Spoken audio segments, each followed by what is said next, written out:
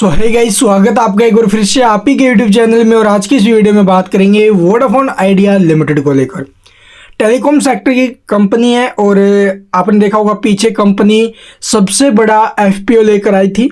इससे पहले आप लोग देखो भी अडानी ग्रुप की जो एंटरप्राइजेज है, अडानी एंटरप्राइजेज, वो लेकर आई थी 20,000 करोड़ के आसपास का। वो सक्सेसफुल भी हो गया था, लेकिन उसके बाद हिडेनबर्ग की रिपोर्ट आना एट ए टाइम, उसके बाद आप लोग देखोगे उन्हें एफपीओ के पैसे वापस कर दिए। लेकिन वो सबसे बड़ा था। लेकिन उसके बाद आप लोग देखोगे वोडाफोन आइडिया का दूसरा सबसे बड़ा था, लेकिन सक्सेसफुल होने में ये सबसे बड़ा इंडिया का एफपीओ बन गया, जो कि 18,000 करोड़ के आसपास का है। और सक्सेसफुल भी हुआ है भाई, ऑलमोस्ट 7 टाइम, जी हाँ 7 टाइम आप लोग देखोगे इसको जो है सब्सक्राइब किया गया। और 18,000 करोड़ की एप्लीकेशंस के, जी हाँ बिड एप्लीकेशंस के अगेंस्ट आप लोग देखोगे कितनी आई थी, 96,000 करोड़ के आसपास आई थी भाई। ठीक है, इतना बड़ा वो जो अभी इसको देखकर, ठीक है, जीयूजी पार्टनर्स ने सबसे ज़्यादा क्या बोलते हैं भी एंकर इन्वेस्टर को, जो एंकर इन्वेस्टर थे उनके अंदर आप लोग सबसे ज़्यादा पैसा लगाने वाले थे। तो इस प्रकार आप लोग देखोगे यहाँ से इसके थोड़ा बहुत चेंजेस वाली, गेम चेंजेस वाली जो थ्योरी है वो यहाँ से बन रही है। लेकिन इसी बीच आप लोग देखोगे एक और बड़ी खबर आते हुए नजर आई है। एफपीओ के बाद सबसे बड़ी खबर आई है भाई। खबर क्या डिटेल में डिस्कस करेंगे, क्योंकि Q4 से रिलेटेड कुछ एक आंकड़े आए हैं, जहां पर आप लोग देखोगे एफआई है, डीआई है, या फिर आप लोग देखोगे म्यूचुअल फंड्स हैं, सभी ने पब्लिक को चौंकाया, चाहे वो प्रमोटर्स क्यों ना हो। तो चलिए आपको दिखाते हुए आखिरकार क्या खबर आई। और प्रीवियस ट्रेडिंग सेशन के दौरान बहुत ज़्यादा हाई वॉल्यूम 4.4 बिलियन, जी हाँ 4.4 बिलियन, यानी कि लगभग 440 करोड़ के आसपास की ये वॉल्यूम आई है। इतनी हाई वॉल्यूम आप लोग देखो स्टॉक में आ रही है। तो चलिए भाई अब देख लेते हैं आखिरकार आगे कैसा क्या माहौल बन सकता है इसके अंदर। तो यहाँ पर आप लोग देखोगे वोडाफोन आइडिया की तरफ से अपने जो Q4 के शेयर होल्डिंग पैटर्न्स है वो डिस्क्लोज कर दिए गए हैं भाई।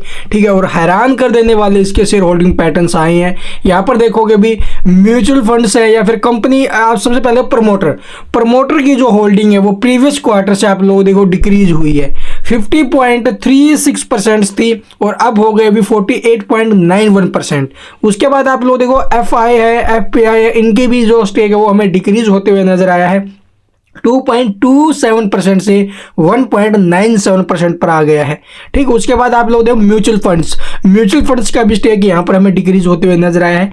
2.91% से आप लोग देखोगे 2.06% पर आ गया है। और म्यूचुअल फंड्स की जो संख्या है वो जरूर बढ़ी है भाई। नंबर ऑफ म्यूचुअल फंड्स या फिर नंबर ऑफ इन्वेस्टर जो एफआई है और जो एफपीआई है, इनकी यहाँ पर भी संख्याएं बढ़ती हुई नजर आई है कंपनी के अंदर।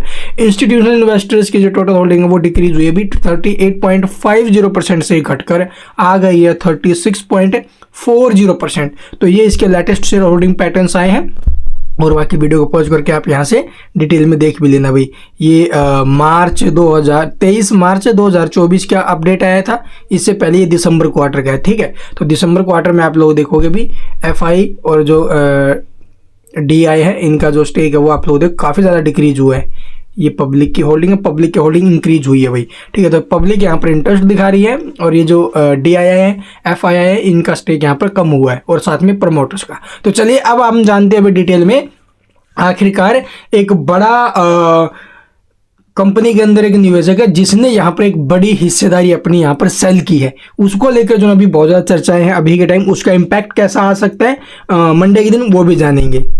जैसा कि यहाँ पर आप लोग देखो CNBC आवास के ऑफिशियल वेबसाइट के अनुसार पता चला है कि यहाँ पर देख सकते हो वोडाफोन आइडिया अब आई कंपनी में हिस्सा बिक्री की खबर।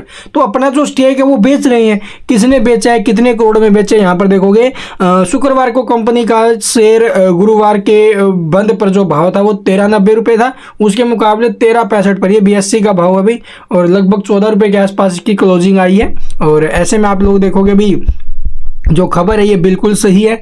और इस खबर के बाद आप लोग देखोगे इसका कैसा माहौल बन सकता है। तो किसने बेचा है भाई, जो CNBC TV 18 को सूत्रों से मिली जानकारी के अनुसार आप लोग देखोगे ATC टेलीकॉम की ओर से हिस्सा बिक्री की खबर है। इस खबर के बाद शेयर में गिरावट आई है और एक हफ्ते में 5% बढ़ा है ये शेयर, और वहीं आप लोग 3 महीने में 7% गिरा भी है। जनवरी से अप्रैल तक शेयर 15% गिरा है भाई। ठीक है, और रही बात यहाँ से आगे के माहौल चेंजेस की, तो वो देखो भाई इन खबरों के बाद कैसा रहेगा वो पता चलेगा सोमवार को। तो सूत्रों का कहना है कि शुक्रवार को ब्लॉक डील में ये हिस्सा बेचा गया है। और यहाँ आपको बता दें कि बाजार में 3.16% हिस्सेदारी यानी 153 करोड़ शेयरों में सौदा, और ये जो सौदा हुआ है इस ब्लॉक डील का साइज लगभग 2084 करोड़ रुपए है। खबर आई है कि एटीसी टेलीकॉम की ओर से हिस्सा बेचा है और मार्च 2024 तक कंपनी के पास इनका जो स्टेक था वो लगभग 2.8%। जी हाँ, कंपनी के अंदर इनका जो स्टेक था एटीसी टेलीकॉम का 2.8% स्टेक था। और इन्होंने लगभग जो ये 440 करोड़ की जो ये वॉल्यूम आई ना भाई, ये ब्लॉक डील के कारण आई है। तो बड़ी बड़ी ब्लॉक डील हो रही है और आप लोग देखोगे इतना बड़ा स्टेक यहाँ से निकाला जा रहा है। तो भाई क्यों निकाला जा रहा है, इसके ऊपर सवाल उठते हैं, ठीक है। और उसके बाद यहाँ पर आप लोग देखोगे इस खबर के कारण यहाँ पर स्टॉक के ऊपर कैसा असर रहेगा वो मंडे एक दिन पता चलेगा, और बाकी लेवल्स आपको दिखा देंगे। ये आप लोगों को मैंने बता दिया अभी किस प्रकार से शेयर होल्डिंग पैटर्न इसके आते हुए नजर आए हैं मार्च क्वार्टर के। तो यहाँ पर आप लोग देखो कि स्टॉक में एक बड़ी ट्रेंड जरूर बन रहा है इसके अंदर, ठीक है। ये ट्रेंड लाइन आप 1 आवर टाइम फ्रेम चार्ट पर देखोगे तो यहाँ पर हमें जो है इसके अंदर बहुत ज़्यादा उतार चढ़ाव देखने को मिले स्टॉक में। लास्ट में आकर 12.25 के आसपास का सपोर्ट भी था, एक बार नीचे में भी गया स्टॉक, फिर इसके ऊपर में आया है। अभी टाइम आप लोग देखोगे इस ट्रेंड को अगर ब्रेक करके सस्टेन करता है, 14.75 के ऊपर में स्टॉक सस्टेन करता है, तो उस कंडीशन में ये 16.70 और 18.50 के लेवल आपको दिखा सकते हैं।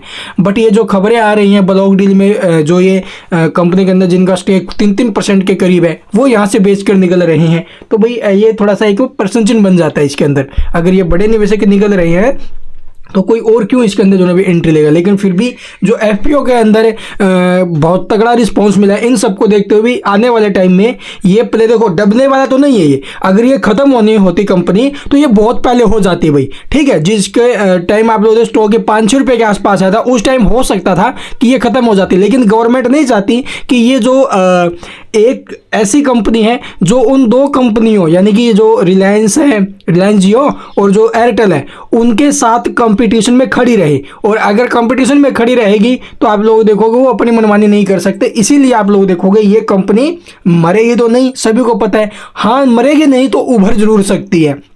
आज नहीं तो कल अपना डेट भी क्लियर करेगी, सब काम करेगी, बट उसके लिए बहुत ज़्यादा टाइम लग सकता है। और यहाँ से अगर आप लोग एज ए लॉन्ग टर्म 3-4 साल के लिए, 5 साल के लिए 100-200 शेयर लेके रखना चाहो तो रख सकते हो एज ए लॉन्ग टर्म में। और उन जो भी आप 100 शेयर लोगे, 200 शेयर लोगे, यहाँ पर उन्हें भूलना पड़ेगा कि हमने यहाँ पर पैसा लगाया है, ठीक है। तो ये स्ट्रैटेजी रहेगी, आगे आपकी मर्जी है। Thank you for watching the video.